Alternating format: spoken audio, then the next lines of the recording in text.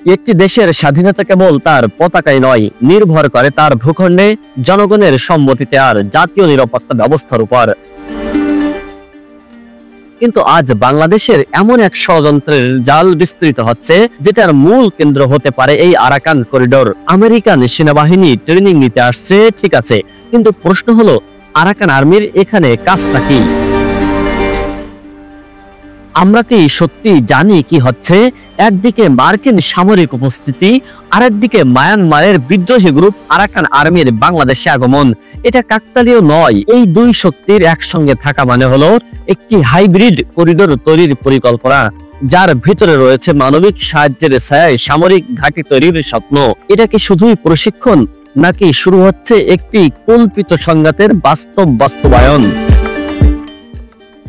বাংলাদেশের প্রধান উপদেষ্টা ও তার দলে থাকা কিছু ব্যক্তি পশ্চিমা শক্তির সঙ্গে লিয়াজো করে যেন এক নতুন মানচিত্র আঁকতে চায়। এই করিডোর তৈরি হলে তা হবে বাংলাদেশের ভৌগোলিক ও কূটনৈতিক নিরাপত্তার উপর সরাসরি আঘাত। আর এই করিডোরের যদি বাস্তবায়িত হয়, তাহলে তা হতে পারে রাখাইনের গণহত্যার দ্বিতীয় সংস্করণ বাংলাদেশ।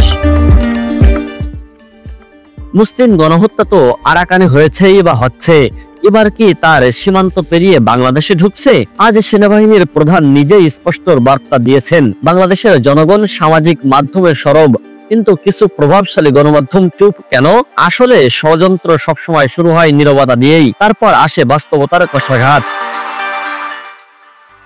আরাকান আর্মির আগমন, আমেরিকানদের ঘাঁটি এবং একটি হঠাৎ প্রস্তুত মানবিক করিডোর।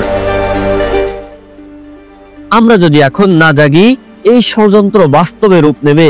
এই করিডোরের মধ্য দিয়ে শুরু হবে সেনাবাহিনী নয়, আসবে গোপন এজেন্ডা, বৈদেশিক চাপ আর রাজনৈতিক বিভাজন। বাংলাদেশ যদি এখনোই সজাগ না হয়, আগামী প্রজন্ম ইতিহাসে শুধু একটি প্রশ্ন রাখবে, কেন আমরা কিছুই করিনি?